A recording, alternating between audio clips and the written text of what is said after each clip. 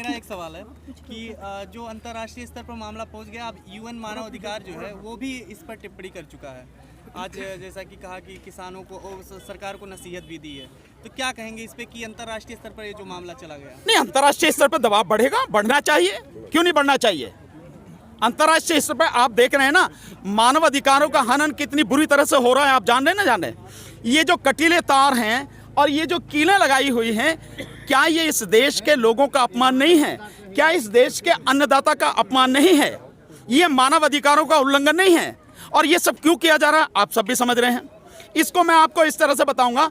आपको ध्यान होगा जब शाहीन बाग का आंदोलन चल रहा था, तो शाहीन बाग का जो आंदोलन था, जिस जगह पर था उससे करीब 1 किलोमीटर पीछे एक रोड पड़ती है, जो आप यहाँ से जाएंगे महामाया फ्लाईओवर से चलते हुए नोएडा से, और वो रोड चलती है 8 लेन की रोड है, सरिता विहार पे मिलती है।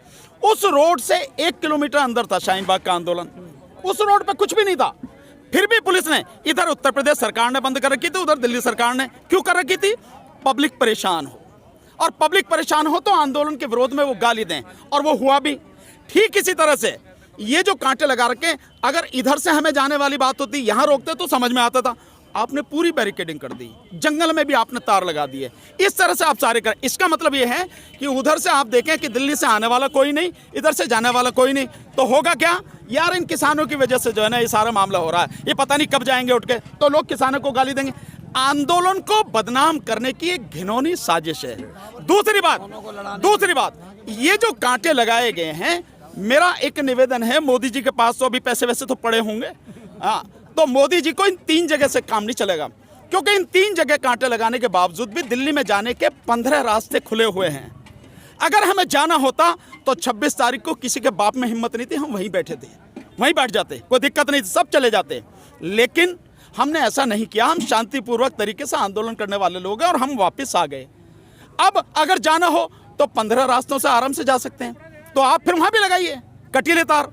लेकिन ये जो सारी चीजें हैं, ये सरकार की उस मानसिकता को दिखाती हैं जिसमें किसानों के प्रति, मजदूरों के प्रति उनकी नफरत साफ नजर आती है। ये उसी का हिस्सा है। तो क्या दबाव पड़ेगा आप सरकार के ऊपर इसके यूएन के बोलने से? सरकार के ऊपर तो दबाव बहुत पड़ रहा है। कटीले तार निशानी नहीं है, दबाव की तो निशानी है। हमारे यार कांटे देख के भी दबाव नहीं। और देखो दबाव कैसा, एक दिन लगाए, अगले दिन उखाड़ लिए, मतलब थूक के चाट लिया। अब इसे दबाव नहीं कहोगे तो क्या करोगे भाई? अच्छा, एक सवाल नहीं भैया, इनकी नबज कोनी पे बोल रहे हैं। एक सवाल कृषि संबंधित जैसे हमारे यहाँ के किसान मक्का बोते हैं तो उसमें अड़हर भी डाल देते हैं, उसमें तिल भी डाल देते हैं, और छोटी चीज डाल देते हैं। पहले मक्का काट लेते हैं, उसके बाद तिल काट लेते हैं, और फिर लास्ट में अड़हर काट लेते हैं। 3 फसल ले लेते हैं। लेकिन कानून में ऐसा नहीं है। कानून में जब एक ही फसल, जब वहाँ से इनका दल्ला बोलेगा कि भाई ये फसल बुनी है तो वही बुएगी, तो इस तरह तो किसान बहुत नीचे चला जाएगा। बहुत बढ़िया, आपने बहुत बढ़िया सवाल। ये भी समझने की बात कि किसान जो मिक्स खेती करता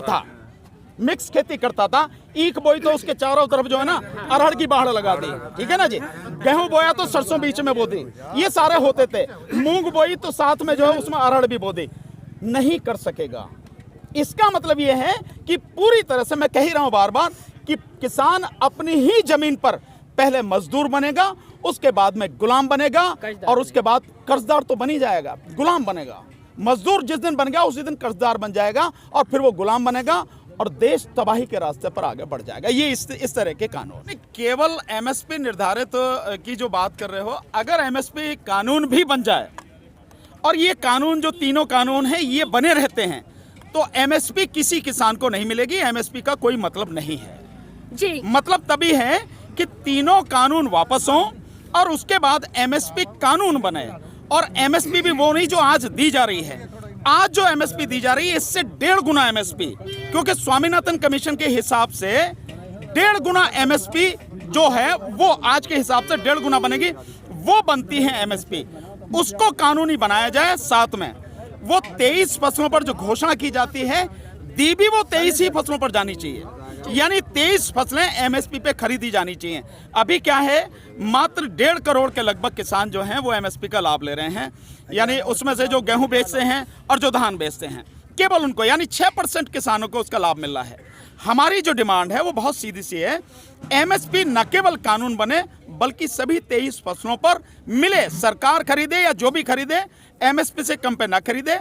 अगर कोई भी खरीदे तो उसकी कम से कम 7 साल की सजा होनी चाहिए। जी, क्या लगता है कि जिस तरह से हमारे किसान भाई अपनी एक फसल उगाकर जिस तरह से बैरिकेडिंग की गई थी कीलों के माध्यम से, या जो सीमेंट की दीवारें खड़ी की थी सरकार की तरफ से, लेकिन हमारे किसान भाई लगातार एक खुशबू फैलाने का काम कर रहे हैं, लेकिन रात को देखा कि पुलिस के द्वारा वो जो खेती वहां पर एक तरह से जो फूलों की खेती की गई थी उसको भी उखाड़ कर फेंक दिया। तो क्या लगता है इस सरकार को? नहीं, ये तो आप देखेंगे कि जो सरकार जिस तरह से किसानों को उजाड़ने पर लगी हुई है, अगर लगे हुए फूलों को जिनको किसानों ने लगाया उन्हें उजाड़ देते हैं, तो ये उसी का प्रतिबिंब है कि न केवल सरकार बल्कि सरकार में शामिल जितने भी शासन प्रशासन के लोग हैं उनके अंदर भी किसानों के प्रति इतनी नफरत है कि अगर उन्होंने फूल वहां पर लगाए हैं, फूल वहां पर उगाए हैं, उन्हें भी मसल दे रहे हैं। आप इसी से अंदाजा लगा दे सकते हैं कि सरकार कितनी क्रूर है, कितनी कठोर है और किसानों के प्रति उसका रवैया कितना घृणापूर्ण जो है रवैया है। इसी से अंदाजा लग जाता है। जी, लगातार हम आरएसएस की तरफ से एक डायलॉग सुनते आ रहे हैं, वो बॉर्डरों के पास में खड़े होकर या किसानों को इरिटेट करने के लिए कुछ इस तरह के नारे लगा रहे हैं कि दिल्ली पुलिस तुम लठ बरसाओ, हम तुम्हारे साथ हैं।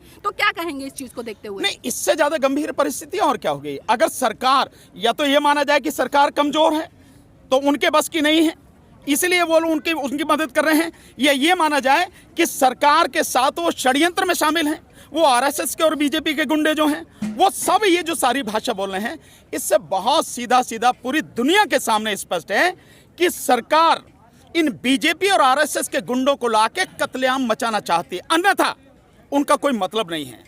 कितनी ही तरह की पुलिस फोर्स हैं। अगर लोकल पुलिस का देखा जाए, लोकल पुलिस है उत्तर प्रदेश में, पीएसी भी है, साथ में पैरामिलिट्री फोर्सेस भी है 6 तरह की, और साथ में जो है अगर बहुत ही ज़्यादा आपको लगता है तो आर्मी भी आपके पास में, सब कुछ तो है ना, फिर भी वो गुंडे क्यों आ रहे हैं?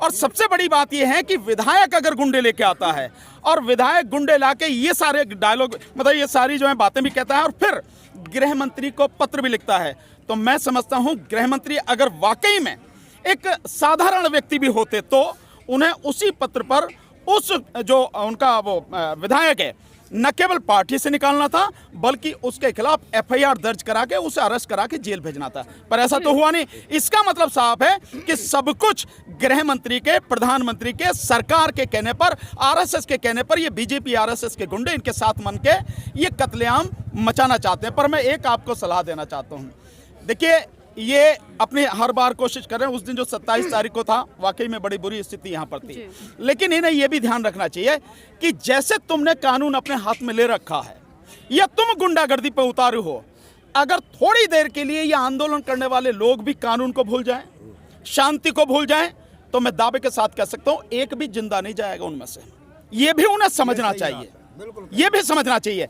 तो ये कत्लेआम मचाने की जो साजिश है और फिर लाशों पर राजनीति, क्योंकि बीजेपी हमेशा से लाशों पर राजनीति करती रही है, चाहे वो गोधरा रहा हो, चाहे उसके बाद में गुजरात दंगे रहे हो, और चाहे उसके बाद में आपने देखा हो सब इन्हीं के राज में हुआ था, जो कारगिल वगैरह हुआ था इन्हीं की करतूतें थी, और उसके बाद में जो उससे पहले भी जो 92 में बाबरी मस्जिद तोड़ के जो बॉम्बे में इन्होंने सब कुछ किया, और फिर जो पुलवामा है, अब तो साफ ही हो गया कि पुलवामा सब इन्हीं का कराया हुआ है भाई। जो वो अर्नब गोस्वामी, उसकी चैट के बाद में ये स्पष्ट हो गया कि पुलवामा इन्हीं का कराया हुआ है सब कुछ, जिसमें हमारे 44 सीआरपीएफ के जवान शहीद हो गए। तो इससे भी आगे और आ जाओ तो लद्दाख में जो 20 हमारे जवान शहीद हुए वो सब इनकी करतूतें हैं। ये जो बाढ़ लगा रखी है ये वहां लगाओ ना जाके, अगर वहां लगाते तो शायद ऐसी स्थिति नहीं होती, लेकिन वहां नहीं लगा रहे हैं आप यहां लगा रहे हैं जो शांतिपूर्वक तरीके से किसान आंदोलन कर रहे हैं, जिसका उन्हें अधिकार है, जिसका सुप्रीम कोर्ट भी ढोल बजाकर बार बार कह रही है कि किसानों को आंदोलन करने का अधिकार। अच्छा वहां पर एक मेरा सवाल है और कानून से संबंधित है। जो रिहाना पॉप सिंगर है और हॉलीवुड की, उन्होंने ट्वीट किया और यहाँ गोबर भक्तों ने उनके खिलाफ एफआईआर दर्ज की दिल्ली पुलिस में, और देखिए दिल्ली पुलिस ने कितना बचकाना काम किया है कि उन्होंने रिपोर्ट भी लिख ली है। क्या सम्मान लेकर ये वहाँ जाएंगे? जैसा उनका गृह मंत्री, देखो मैं आप समझ भाई, जैसा उनका गृह मंत्री है वैसी उनकी अकल है दिल्ली पुलिस की, इससे ज्यादा तो हो नहीं सकती। ये है, आप देखिए आप उन पर एफआईआर कर रहे हो, आप कह रहे हो कि उनका आपके देश में हस्तक्षेप है, तो ये बताओ कि इनमें से एक व्यक्ति, मुझे नाम ध्यान नहीं आ रहा, वो डायरेक्टर रहा है, उसने जब अमेरिका में एक काले व्यक्ति का मतलब उसको दबाया गया था, हाँ उसका पुलिस ने मर्डर ही कर दिया था, ब्लैक लाइव मैटर्स जो था उसमें जो है उसने ट्वीट किया था। भाई क्यों किया था? दूसरी और सबसे बड़ी बात ये, मोदी जी ट्रंप के प्रचार में वहां गए और वहां जाके कहा कि अब की बार ट्रंप सरकार है नहीं है? आप प्रधानमंत्री हैं, दूसरे देश के मामले में कैसे हस्तक्षेप कर रहे हो? आपको क्या हक है?